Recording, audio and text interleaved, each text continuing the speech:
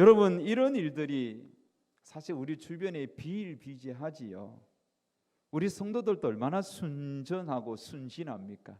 아마 이렇게 저렇게 피해본 분들이 여러분 중에도 있을 것입니다.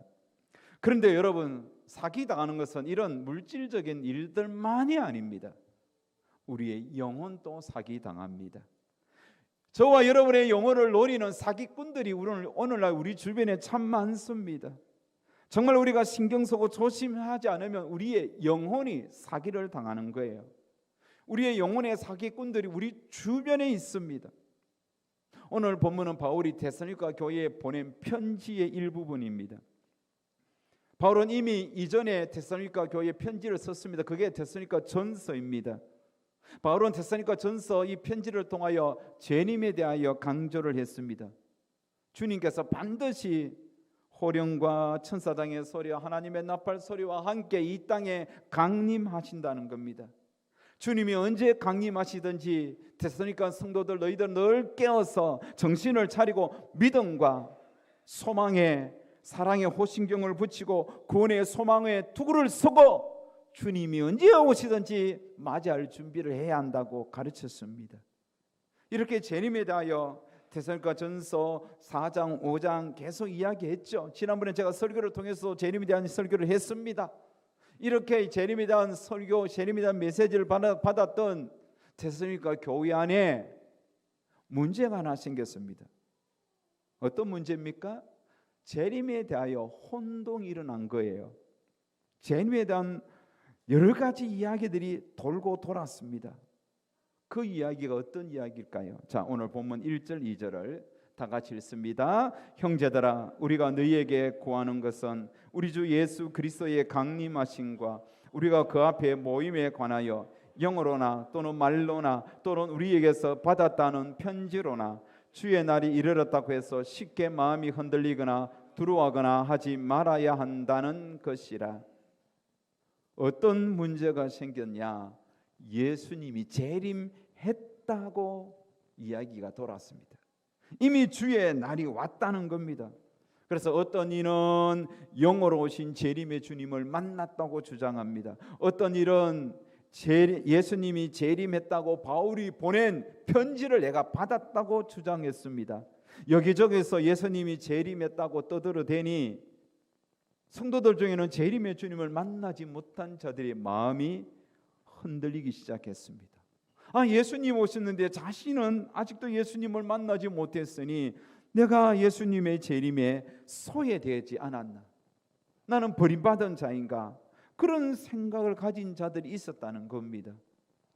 마치 닻을 내리지 못한 배는 바닷바람에 심하게 좌우로 흔들리듯이 이 재림에 대한 분명한 믿음의 닻을 내리지 못한 성도들은 이런 재림에 대한 이야기를 들을 때마다 내가 구원받았는지 버림받았는지 헷갈려서 마음이 심히 흔들렸던 겁니다. 갈팡질팡했습니다.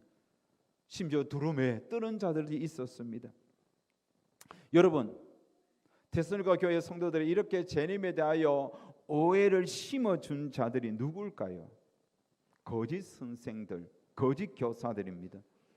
거짓 선생들은 다양한 경로로 성도들에게 재림에 대한 오해를 심어 주었습니다.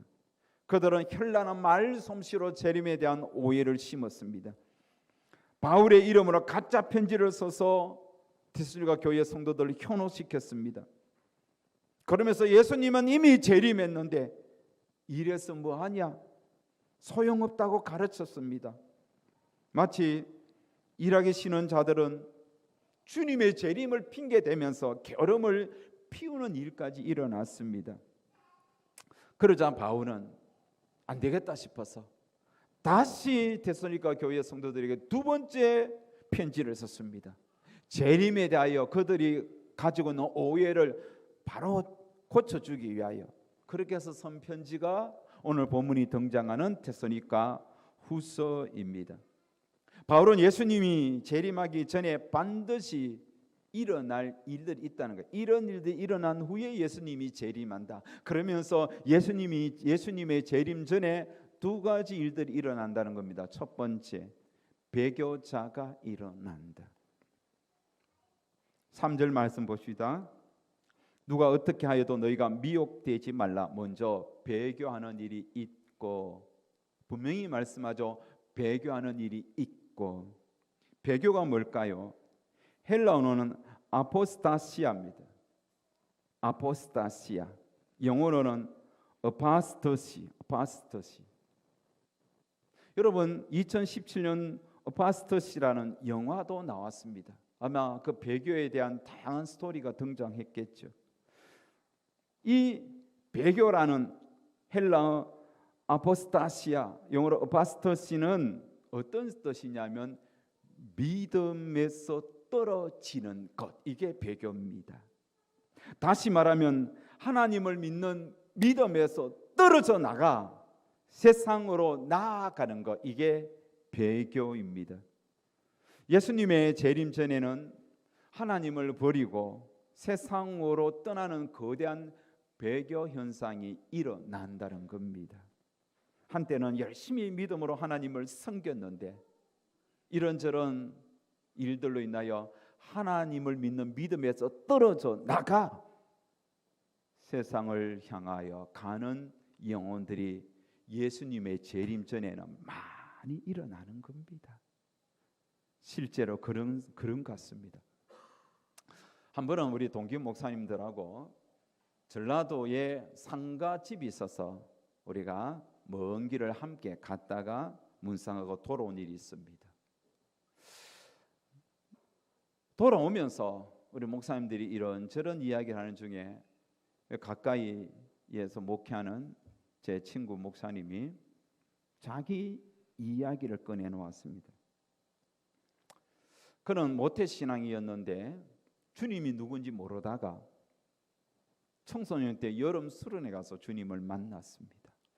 자기가 만난 것이 아니라 그때 수련회에 참석한 모든 청소년들이 다 은혜 받은 거죠. 자기하고 정말 친한 친구가 목사님의 아들이었습니다. 그래서 그 목사님 아들하고 자기가 수련회 은혜 받고 여름 밤에 이렇게 누워서 하늘의 별을 보면서 이야기를 했습니다. 친구야, 저 하늘에 빛나는 별을 만드신 하나님을 우리가 어떤 일이 있어도 떠나지 말자. 우리 인생에 어떤 어려움이 있다 할지라도 저 찬란하게 빛나는 하늘의 별들을 만드신 창조주 하나님을 결코 우리 배반하지 말자. 서로 약속했다는 거죠. 그런데 그런 일이 없고 그렇게 오래 지나지 않아서, 얼마 지나지 않아서 교회에 큰 어려움이 임했습니다. 목사님이 성도들에게 참으로 가정 모욕과 수치와 그런 어려움을 당해서 그 교회를 사임하고 떠나게 된 거예요. 친구는 아버지가 그런 모욕과 수치를 당하는 거 보면서 그 예민한 청소년들의 분노가 꽉 차서 하나님이 없다고 하나님을 떠나버린 거죠. 세월이 흘렀습니다. 우리 친구 목사는 그 자기 목사의 아들이었던 그 친구를 생각하면서 그렇게 마음이 아픈 거예요. 자신은 목사가 되고 이렇게 목회를 하고 있는데 친구는 아직도 주님께 돌아오지 않았다는 거죠. 하늘의 별만 보면 친구 생각이 나서 저 하늘의 별들을 만드신 창조주 하나님 우리 떠나지 말자 그렇게 약속했건만 그 일로 주님을 떠나 아직도 돌아오지 않고 있다고 그 이야기를 하면서 그 친구가 운전하면서 펑펑펑 우는 거예요. 목이 메여 말을 못하는 거죠. 아직도 친구가 돌아오지 않고 있다고. 그 친구의 말을 들으면서 우리도 함께 울었습니다. 이 이야기가 우리 친구 목사님만의 이야기가 아닌 줄 압니다.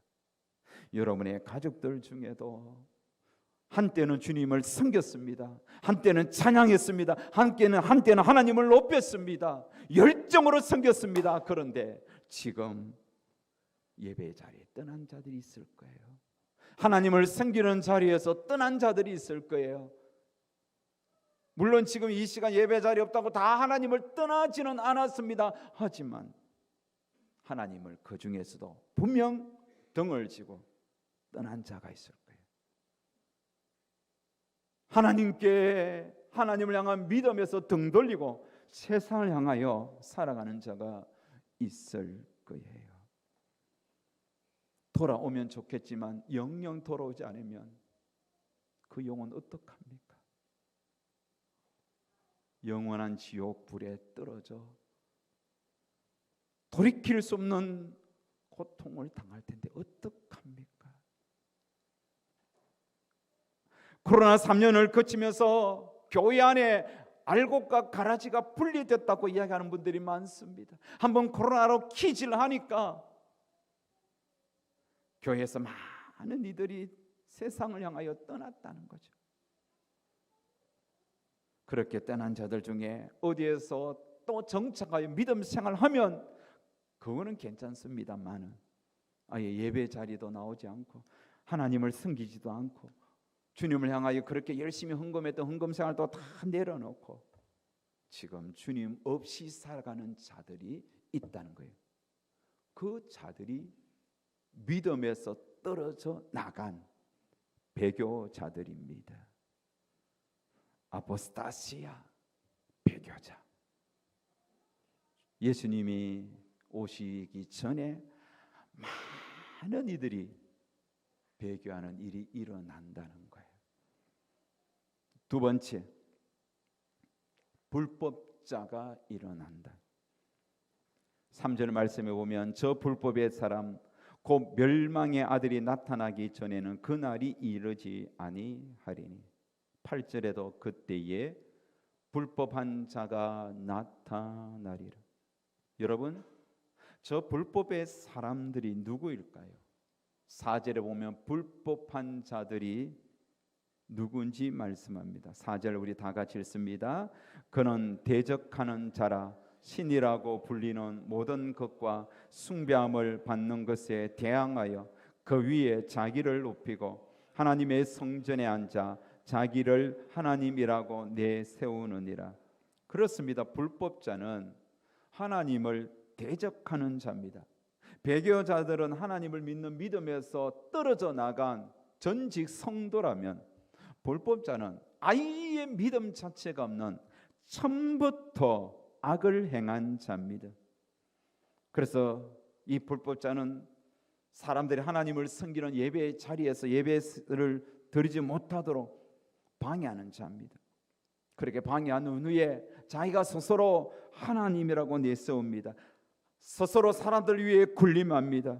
이런 불법자는 시대와 역사를 뛰어넘어 항상 존재했습니다. 주님 오시는 그날까지 이 불법자는 계속 등장할 것입니다. 불법자가 여러분 나타나서 하는 일이 뭘까요? 9절 10절은 불법자가 무엇을 하는지 가르쳐 줍니다. 9절 10절 같이 읽을까요?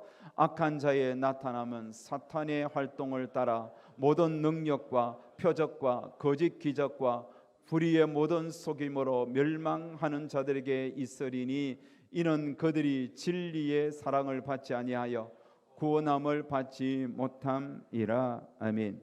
여러분, 불법자가 하는 일은 네 가지로 정리하죠.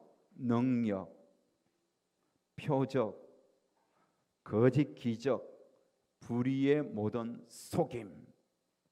불법자가 하는 일이 능력, 거짓 능력입니다. 거짓 표적입니다. 거짓 기적입니다. 불의의 모든 속임. 이런 것들을 불법자가 행함으로써 성도들을 유혹하고 미혹하여 배교자 만드는 겁니다.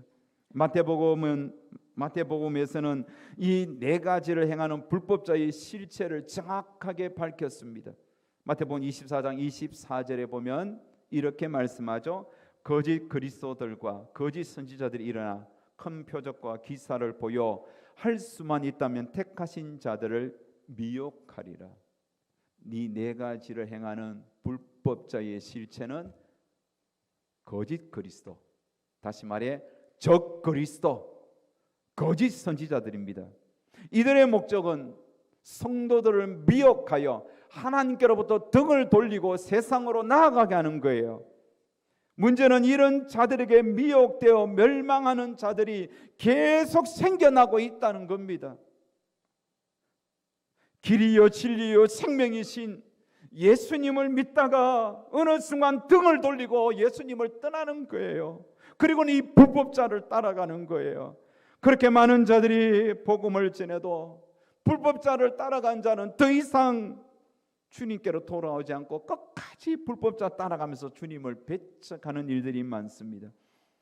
바울 시대의 데살로니가 교회 성도들 중에도 이런 자들이 있었단 말이에요. 그래서 바울이 급하게 재림의 신앙에 대하여 명확하게 이야기해 주기 위하여 다시 편지를 쓴 것이 데살로니가 후서입니다. 말씀을 준비하면서 느껴지는 것은 불법자는 그때만 있는 것이 아닙니다. 예수님이 다시 오시는 그 재림의 전까지 계속 불법자는 세계 도처에서 일어나는 겁니다. 해도 수도 헤아릴 수 없을 만큼 많습니다. 여러분, 다른 나라는 둘째치고 우리나라에서 일어난 불법자들 한번 헤아려 볼까요? 여러분, 성도들을 유혹하여 믿음에서 떠나게 하는 우리나라 국산 불법자들 누가 있습니까? 여러분 아는 자 누구 있습니까? 누가 있죠? 여러분, 통일고 문서명 불법자입니다. 전도관 박태선, 이쪽으로 나가면 그 천부교 있죠? 비둘기 모양으로 된 천부교가 바로 전도관이 박태성의 그 교회예요. 이 다 불법자예요. 베레아 김기도, 얼마 전에 죽었지만 베레아 김기도, 신천지 이만희, 곧 죽을 신천지 이만희, 하나님의 교회 안산홍, 만민저항교회 이재로, 제임에서 정명서, 돌나라 박명호, 아가동산 김기순, 다 불법자들이에요. 이런 불법자들이 얼마나 많은 성도들을 미혹해서 하나님께로부터 등 돌리고 배교자의 길을 걷게 했습니까? 참으로 안타깝습니다. 탁지원 국제종교문제연구소장에 의하면 지금 한국 땅에는 자칭 자기가 하나님이라고 주장하는 자가 20여 명이 있고요, 자기가 자칭 재림 예수라고 하는 분이 50여 명이 있다는 겁니다. 우리나라에 이렇게 하나님이 많아요. 뿐만 아닙니다. 자신은 하나님의 신부라고 주장하는 사람도 있고, 또한 보혜사 성령이라고 주장하는 불법자가 있다고 합니다. 뿐만 아니라 자신은 성경의 인물인 이 시대의 엘리야다, 나는 다윗이다라고 주장하는 불법자도 많다고 합니다. 다 영적으로 미친 자들입니다. 영적으로 돌아버린 자들이요. 이들이 행한 불법으로 얼마나 많은 이들이 고통을 당하고 있는지요. 지난 3월에 넷플릭스 나는 신이다 라는 프로그램을 통하여 JM에서 정명석이 행한 불법을 고발한 용감한 한 여인이 있습니다. 홍콩 여성 메이플이라는 여성입니다. 메이플은 자신의 얼굴을 공개하면서 오랫동안 정명석이 행한 불법을 만천하에 고발했습니다. 정명석은 메이플뿐만 아니라 많은 여성을 성폭행했습니다. 정명석은 여성 1만 명과 성관계 맺는 것이 하늘의 뜻이라고 이야기하면서 이미 수천 명과 성관계를 했습니다. 하나님은 이런 불법자들을 다 지켜보십니다. 그리고 반드시 심판하십니다. 반드시 하는 심판에서 8절 말씀 우리 다 같이 읽을까요? 그때에 불법한 자가 나타나니 주 예수께서 그 입의 기운으로 그를 죽이시고 강림하여 나타나심으로 패하시리라. 하나님은 반드시 그 입의 기운으로 그들을 죽이고 강림하여 나타나시면 그들을 패합니다. 예수님의 재림은 수많은 불법자들을 멸망시키는 날입니다. 뿐만 아닙니다. 그런 불법자의 유혹에 미혹에 받아 하나님을 등지고 배교하여 세상을 떠난 많은 전직 성도들, 불법자를 따라간 이들도 하나님이 반드시 심판하십니다. 12절 시작. 진리를 믿지 않고 불의를 좋아하는 모든 자들로 하여금 심판을 받게 하려 하심이라. 사랑하는 여러분, 정신을 차려야 합니다. 우리가 언제 불법자의 유혹에 빠져 하나님께 등을 돌릴 수 있을지, 언제 등을 돌릴지 알 수가 없지요. 그럼 우리는 더욱더 초대교회 성도들처럼 주님의 재림에 대한 명확한 이해를 가지고 정말 주님을 기다려야 합니다. 주님이 드디어 온다고 게으름 피우면 안 됩니다. 일하기 싫어해서도 안 됩니다. 더더욱 세상을 떠나는 배교자가 되어서는 안 됩니다. 여러분, 끝까지 우리 하나님 잘 섬겨야 돼요. 결코 우리가 배교하지 맙시다. 결코 우리가 주님을 배반하지 맙시다. 우리 옆에 있는 분에게 주님을 배반하지 맙시다. 여러분, 살다 보면 친구들끼리는 좀 이렇게 저렇게 서로 오해가 있고 또 등을 돌리는 경우가 있습니다. 하지만 주님은 결코 우리가 등 돌리지 말아야 돼요. 끝까지 주님을 섬겨야겠습니다. 왜요? 우리가 보통 사람이 아니기 때문에요. 우리는 하나님께서 선택한 백성이에요. 성령으로 구별된 백성이에요. 생명이신 예수님을 진리로 믿는 자들이에요. 또 오늘 본문 13절은 우리의 신분이 어떠한지 얼마나 명확하게 이야기하는지 한번 읽어볼까요? 주께서 사랑하시는 형제들아, 우리가 항상 너희에 관하여 마땅히 하나님께 감사할 것은 하나님이 처음부터 너희를 택하사 성령에 거룩하게 하심과 진리를 믿음으로 구원을 받게 하심이니. 보십시오, 우리는 하나님이 처음부터 선택한 자들이에요. 성령으로 거룩하게 구별한 자들이에요. 진리를 믿음으로 구원을 받던 자들입니다. 이렇게 우리는 특별한 하나님의 성도이니 불법자를 따라가서도 안 되고 배교자가 되어서도 안 되고 끝까지 주님의 오심을 기다리면서 우리는 살아야 합니다. 오늘 본문은 바울이 주님을 기다리면서 불법자도 따라가지 말고 배교도 하지 말고 이렇게 살아야 한다라고 두 가지를 소개해 줍니다. 첫 번째, 복음을 붙잡고 살라. 믿습니까? 배교자를 붙잡아야 하는데 붙잡을 자가 아닙니다. 우리는 여러분, 불법자를 붙잡으면 안 됩니다. 우리가 붙잡아야 할 것은 복음입니다. 복음은 주 예수 그리스도 그분 자체입니다. 복음보다 중요한 것은 없습니다. 복음 대신 예수님을 굳게 붙잡고 이 마지막 때를 살아야 됩니다. 오늘 본문 14절 15절은 주 예수 그리스도를 굳게 복음을 붙잡을 것을 말씀하는데 이 14절 15절을 쉬운 성경 버전으로 보면 이렇게 번역했습니다. 하나님은 우리가 전한 복음을 통하여 여러분이 구원받도록 하셨습니다. 하나님께서는 우리 주 예수 그리스도의 영광을 나누어 주시기 위하여 여러분을 부르셨습니다. 그러므로 형제 여러분, 믿음에 굳게 서서 우리가 말과 편지로 전했던 복음을 계속 간직하시기 바랍니다. 복음을 붙잡으라는 거예요. 성도는 믿음 위에 굳게 서서 바울이 그토록 전했던 복음, 말과 편지로 전했던 이 복음, 다시 말하면 주 예수 그리스도를 굳게 붙잡아야 합니다. 성도의 가슴에는 여러분, 어떻게 하면 돈 많이 벌까? 이거는 기본적으로 있겠죠. 그보다 더 근본적으로 우리의 가슴, 우리 마음에 깔려 있는 것이 복음이에요. 복음, 예수 그리스도예요. 복음 때문에 감격이 있고, 복음 때문에 눈물이 있고, 아까 내 친구 목사님처럼 복음 때문에 복음을 떠난 친구를 향한 안타까움에 눈물이 있는 자가 성도입니다. 그래서 어떻게 하든지 복음 대신 예수님을 전하려고 하는 거예요. 예수님을 믿게 하려고 하는 거예요. 이번 수련회에 어떻게 하든지 친구를 데리고 오려고 하는 것처럼 주님의 재림이 가까울수록 우리가 붙잡아야 할 것은 복음입니다. 여러분, 복음을 굳게 붙잡으시기 바랍니다. 복음 대신 예수님을 묵상하세요.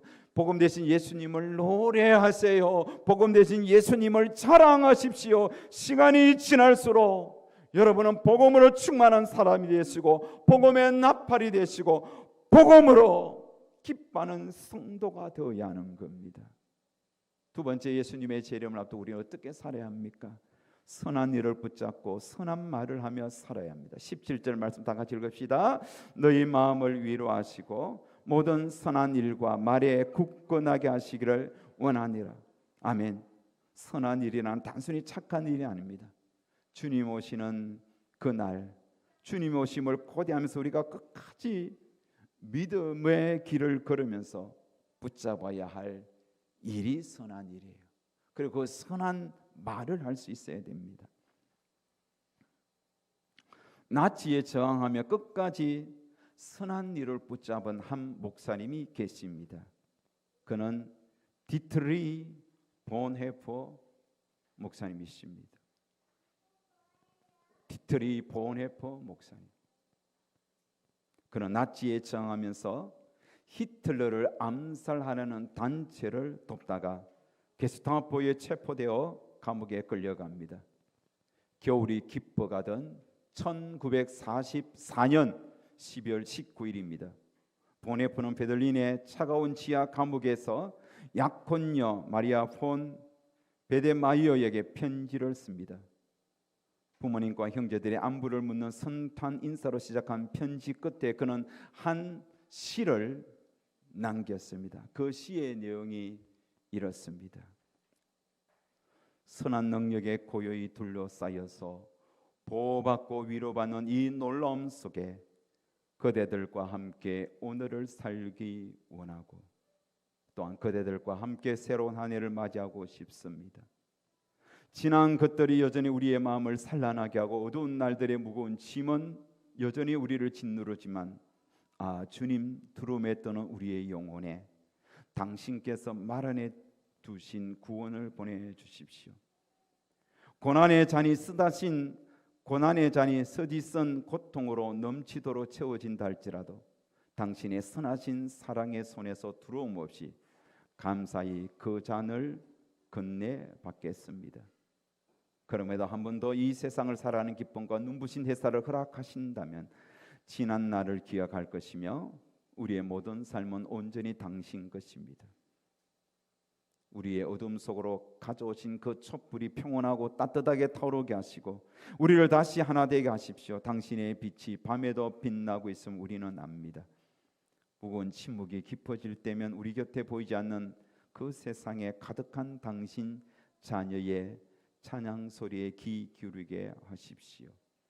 선한 능력으로 놀랍도록 보호받고 있기에 의연하게 다가올 일들을 기대합니다. 주님께서는 밤에도 낮에도 우리 곁에 계시며 다가올 모든 새로운 날을 함께 하십니다. 이 편지는 그가 남긴 생애 마지막 글입니다. 2차 세계대전 종전을 얼마 남기지 않은 1945년 4월 9일 새벽 독일 프로셈 비르크 수용소에서 본헤퍼 목사님은 교수형을 당합니다. 그렇게 39의 생을 마감했습니다. 본헤퍼 목사님이야말로 주님 오심을 고대하면서 정말로 선한 일에 힘쓰고 선한 말을 남겼습니다. 본헤퍼 목사님 끝까지 선한 일을 붙잡고 선한 말을 남긴 이 편지에 독일 교회 음악가 지그프리트 피츠라는 사람이 곡을 붙였습니다. 그 곡이 우리에게 소개되었고 우리가 정말 많이 부르는 찬양이 되었습니다. 그 찬양을 부르면서 우리 모두 주님 오실 그날을 고대했으면 참 좋겠습니다.